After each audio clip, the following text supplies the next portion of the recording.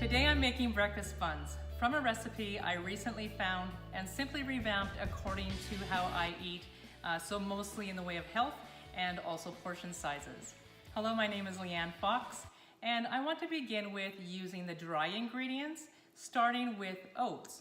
So the oat portion is because what we're going to do here is actually make 9 buns, so 9 servings.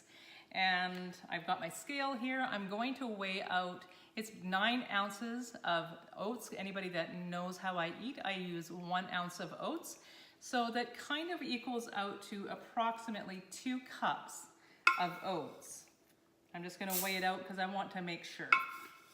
All right, so that put me at 9.1, so there you go. It's almost, oh, took a little bit too much out. There, 9 even. All right. So I just want to bring to your attention here, the oats I personally prefer is the red mill, and they're organic steel cut oats. You can use whichever you prefer. That's just something that I like to use. So now I'm going to move on to some additional things I like the chia seeds. So in this case, because we're making 9 servings, I'm adding a whole 1/4 cup of chia seeds. I'm going to turn my scale off because at this point in time, I don't weigh this part. And I already just recently, or just a few minutes ago, just ground up my flax seeds so it's fresh ground. And that works out to about a 1/4 cup as well. And now just for some extra health punch, I'm adding some nutritional yeast. If you don't have it, don't worry about it. It's not necessary for the recipe. Yeah, but if that's what you like, then, or you have it, add it. So just, I'm adding 1 tablespoon of that. And then something I've recently added to my diet is psyllium husk. So I'm just adding 1 tablespoon of that to the whole recipe. All right. Now, just to give them a little bit of raising agent, I'm using just some baking powder, and in this case, for the 9 buns, I'm doing, make sure that it's nice and even. Yeah, I like to scrape off the extra, so I'm getting exactly 2 teaspoons of baking powder. And I just like to use Himalayan salt. You don't need to use salt if you don't want to, but that's what I use. Okay, now I'm just going to mix those together. That's all my dry ingredients. You can see it's really simple. It's a very simple recipe. All right, so all my dry ingredients are together. Now, this can be either just whisked together, or I personally like my really inexpensive food processor. I'm going to weigh it out directly into my food processor, 14 ounces of cottage cheese. So I've got it on my scale. I'm just going to give it a little stir and add that to my bowl. And I'm going for 14 ounces. Getting close. I'm at 13.8, so just gonna dabble in a little bit more. There we go. I'm at 14. It's almost the whole container, 500 grams. And now I'm going to add 4 eggs. Now I like to use farm fresh eggs. So again, I'm doing mine in here because it's so easy and it does it so quickly. So I'm just going to add that on, or put that on my machine here. Just takes a couple seconds.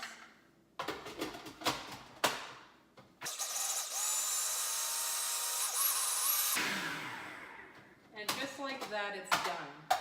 So taking that off. This part here can maybe get a bit messy, but that's okay. So literally the only wet ingredients in this case is just 14 ounces of cottage cheese and 4 eggs. Dicey, it's hard to pour. Oh, there we go, that worked out just fine. I'm gonna get my spatula. And the other thing I like using the food processor for is it actually kind of whips it up nice and light. So I guess with all the eggs in there, well, it's only 4 eggs, but it seems to just make it frothy and a little nicer than as if I just hand whisked it. All right, and really, how easy is that? Right? I love machines. They do all the hard work. Okay, so I'm just gonna mix this together. I'm gonna just show you how it looks at this point in time. That's the egg mixture in with the dry ingredients. So I do have the recipe up on the board if you want to take a look at that while I'm doing my mixing. So I made these already and I have been eating them every day. Just partly I wanted to see if maybe my weight would be affected somehow. I never know when I take on some new baking project. Again, even though I'm using all exactly the same ingredients that I eat regardless of what I'm baking, you'll notice it's all pretty much exactly the same. Again, I pretty much just stick to oats for my grain. Actually, that is all I use for grain, other than if I change it out as a starch and have like sweet potato for breakfast sometimes. But that's pretty rare. It's pretty much always oats as my grain portion for breakfast. So this is the dough. I'll show you the consistency. And what I've done is I had it initially in this bowl. I weighed out all of the dough on my scale, and because I wanted to know what the weight was with all the dry and wet ingredients, and it came out to 35.7 ounces. And so I simply divided that by 9 because this is 9 servings. And now that's gonna make 3.9 ounces of dough per bun. So that's what I'm doing, is I'm just weighing out each bun at 3.9 ounces. That way each bun is gonna be exactly the right portion at the end. Well, I'm at 4.5. So just gonna show you what the bun size looks like. See, now that's my bun. I'm gonna put it on my already lined parchment paper pan, and I'm gonna go ahead and do the rest of them, and then I'll come back. In the meantime, my oven is set to 400, and when I come back, I'll show you the finished product. So here are my 9 breakfast buns. You can see they're approximately 3/4 inch to 1 inch thick. I simply used a spatula to press them down, bring them in a little bit, make them nice and round and even. You want them that thickness mostly because they really are nice for slicing in half and toasting. So I've used them for a number of things, which I'll show you later.